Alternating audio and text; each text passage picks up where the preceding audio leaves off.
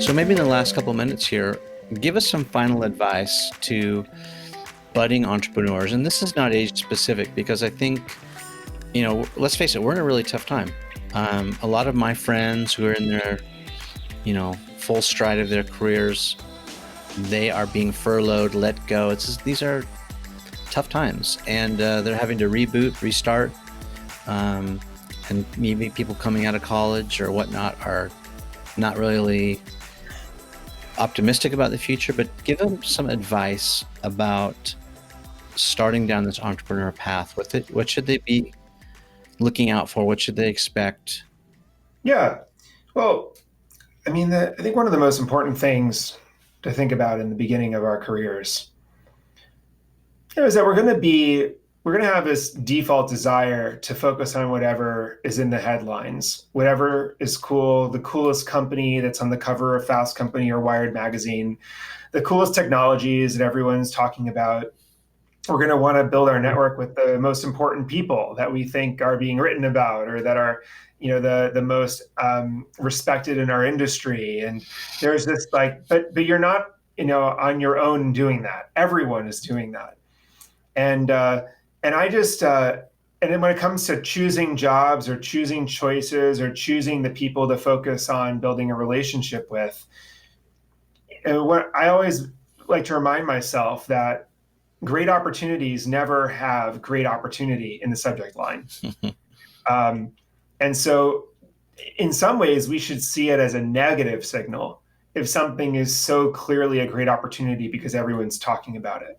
Yeah. If some company is so great because everyone wants to work there or the stock is trading at an all-time high.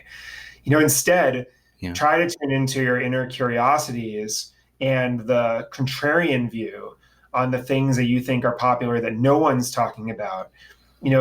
Ask questions to find the underlying plumbing that everyone's ignoring that matters more than anyone realizes, and then jump in there. And if people don't get it, that is a good sign. Gain confidence from doubt because it means that you're onto something. And to remember that nothing is ever achieved, nothing extraordinary at least, is never achieved through ordinary means. Hey everyone, Scott Belsky, founder of Behance, Chief Product Officer at Adobe, author of The Messy Middle, and you're watching Behind the Brand with Bryan Elliott. Reminiscing about the good old days and all that. Tracking my roots, where I came from and where I'm going.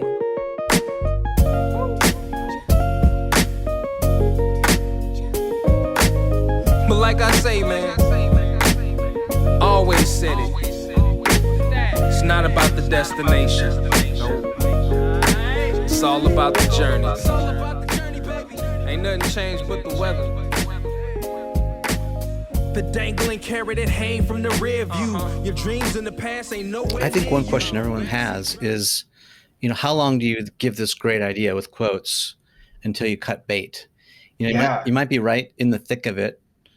I remember reading this book in high school. I think it's that Think and Grow Rich book or something. And there's this story about this gold miner in California who started on this mine. He was digging and digging and digging for years and finally just gave up, abandoned the mine. And then someone else came along and dug like 2 or 3 feet more and discovered like the richest gold mine in the history of the world. And it's that lesson, like, if he had only gone 3 more feet, he would have had it. So what are some of the signals? What advice can you give to the audience, my audience, about, how do you know when to give up or pivot or? Yeah. Now as an advisor and an investor to many startups, I get this question quite often from entrepreneurs that I've worked with or that I'm working with. And my answer is always the same.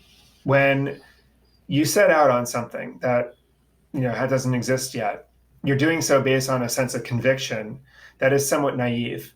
You have a belief in what the world should look like in your particular industry or space or whatever you're doing. And then you set out to make that so, to fix that problem, to change your world as you see it. In that process, you work with a lot of potential customers, you learn about competitors, you get MVPs out there. You start to see what people are doing or can't do. And then you get a ton more data.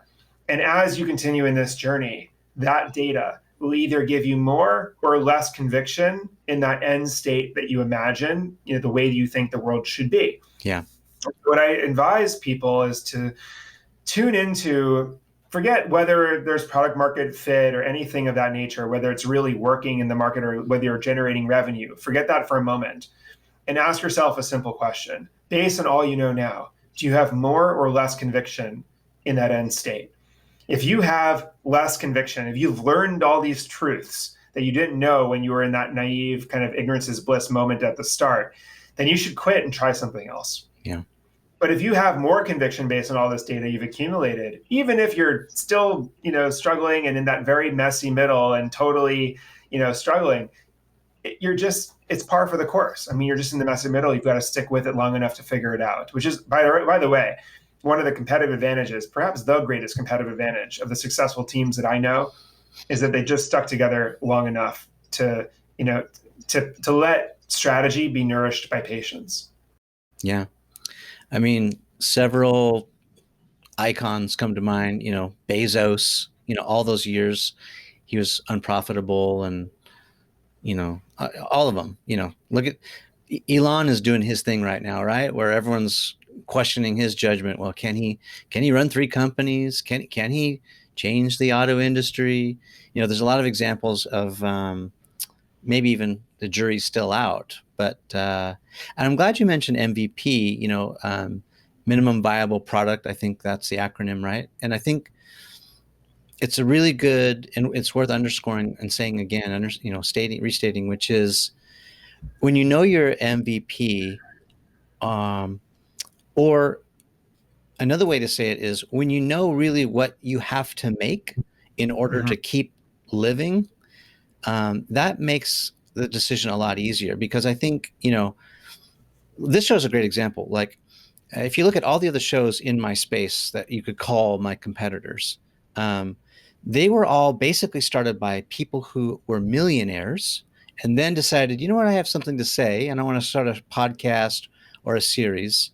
And I either want to, do it to hear my own voice, or because I'm really knowledgeable and I want to share knowledge, or I want to promote my products and sell more stuff. I've always been independent, and I am not worried that we don't have gazillions and gazillions of people watching and listening.